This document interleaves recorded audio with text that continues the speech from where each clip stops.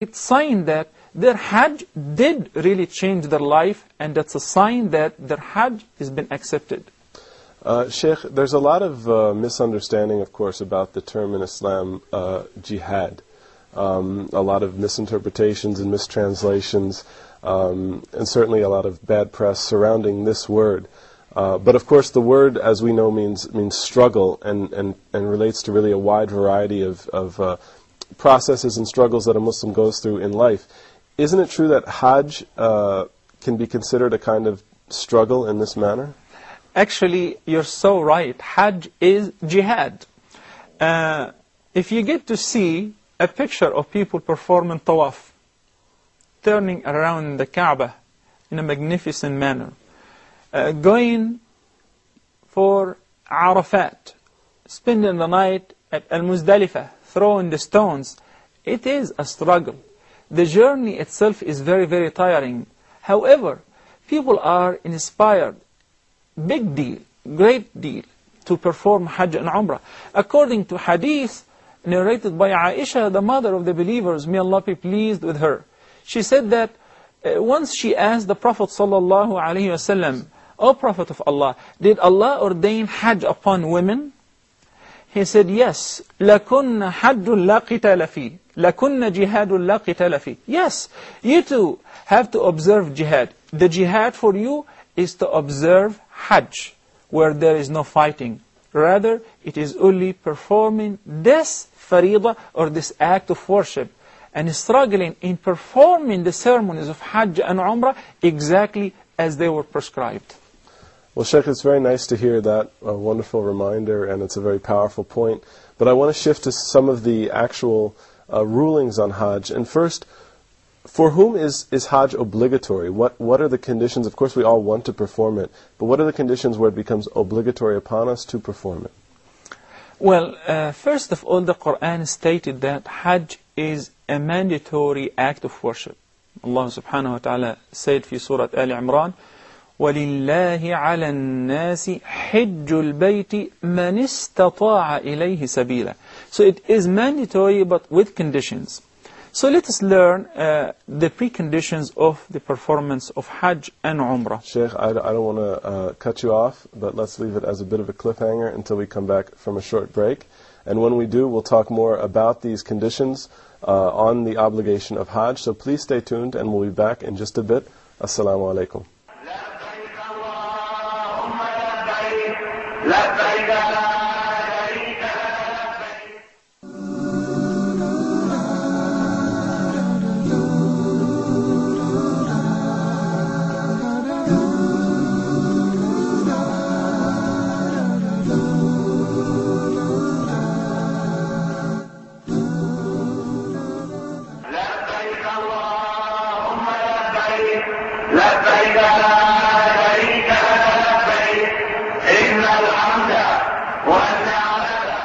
Assalamu alaikum, welcome back to Hajj Step by Step. Before the break, Sheikh, we were talking about the conditions that make the Hajj mandatory. I had to cut you off, so go ahead with these conditions. Well, we stated a verse of Surah Al Imran that says that Hajj to the house, to the ancient house, is a duty that people owe to Allah the Almighty. And then He put a condition, those who can afford the journey. The ulama concluded the conditions of the performance of Hajj and Umrah from both the Quran and the Sunnah as follows. That a person has to be a Muslim to have his Hajj or Umrah accepted. Has to be mature enough. We're going to talk about them collectively, then explain each condition in details. To be capable, and the capability is both financial and physical. And to be safe, to feel safe in the performance of the journey, security. And finally, for a woman, she has to have a male mahram with her. Abdullah ibn Umar, may Allah be pleased with him, and his father narrated that in a sound hadith, the Prophet ﷺ said, بُنِيَ الْإِسْلَامُ عَلَى خَمْسٍ. And this is a very, very famous hadith that every Muslim must know, that Islam is built and based on 5 pillars. Islam is a building, its construction is built on 5 pillars. The first one is shahadati an la ilaha illallah wa anna Muhammadar Rasulullah. The second is إقامة الصلاة, performing the 5 daily prayers. The third is paying the zakah. The fourth is performing Hajj, and the fifth is fasting during the month of Ramadan. In another hadith, the Prophet ﷺ stated that Hajj لمن استطاع إليه سبيلا, for a person who can afford the journey. A woman came to the Prophet ﷺ from the tribe of Khatham, and she said, Ya Rasulullah, the mandatory act of Hajj has caught up my father while he's an ill person. He cannot sit still on the back of his ride. Can I perform Hajj on his estate? So the Prophet ﷺ said, sure, you can perform Hajj on his estate. We understand from this hadith that concerning the capability, her father was not capable physically, but they were capable financially. So in this case, they had to perform Hajj on his behalf, his daughter at least, of course in the presence of her mahram. So the ulama explained the issue or the condition of the capability. It's not mandatory on every Muslim, but only those who can afford the journey financially, that they have the means of spending the cost of the journey, of going back and forth and staying there for so long enough to perform al-Hajj wal-Umrah. Let me ask you something about this, Sheikh, because I know some people are panicking right now. What exactly qualifies as being financially capable? For instance, some people might own a car or own a house, and the value of those items would be enough that if they sold them, they could go on Hajj.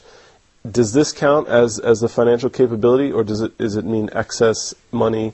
How do we gauge it? We're talking about extra money, saving, that is enough and sufficient for the whole journey. Not only that, and to leave behind too for the family members and those who are under your guardianship, enough to suffice them while you're away. But to sell your car, or to sell your house or property just to perform Hajj while there is a necessity for all what you have, it's not recommended, it's not prescribed at all. Allah subhanahu wa ta'ala لا يكلف نفسا إلا وسعها, does not lay any command on any soul beyond its capacity. This is as far as the financial capability. And that's why the scholars concluded that a person should not borrow money to perform Hajj. If you don't have, you don't have to go. Some people do not go to perform Hajj because they don't have the financial means, but their souls are performing Hajj. They would love to perform Hajj, but if they would have the means. What about a situation a little bit different where maybe you have an extra money, but you really want some luxury item? Maybe you already have a car that suffices your family, but you're having a midlife crisis and you want to get a sports car or something. In this case, if you haven't performed Hajj, should you give preference to the Hajj over that extra luxury item? Definitely, because you never know if you would live until next year when you have enough or not. Since the Prophet ﷺ warned the person who have the means and financially capable, don't you postpone it for no reason, because you never know if you would live till next year or not. Even if you live, would you still have the means? Would you still have the health, the capability to perform Hajj or not? Keep in mind, Brother Musa, that look around. Only a couple of million Muslims perform Hajj every year. Hajj comes just once a year. Out of 1.3 billion Muslims, only 2 or 3 million perform Hajj. So one should really be very keen and interested in performing Hajj once they have the means. It's an invitation from Allah the Almighty, and attendance is only by invitation. One would do their best. They would save enough for Hajj and leave behind for their family members, and get ready. If Allah have invited them, the journey will be easy and they will find it easy to perform Hajj.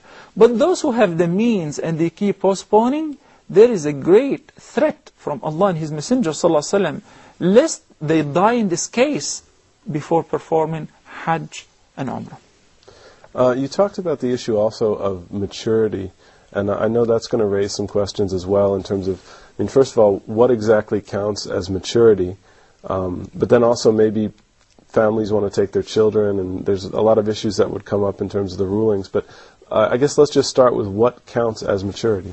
Well, many ibadat rely on reaching the puberty age. And that in Islam is determined by, for a girl, by seeing her monthly period. Right away, she have reached the puberty age, where the prayer has become mandatory, where fasting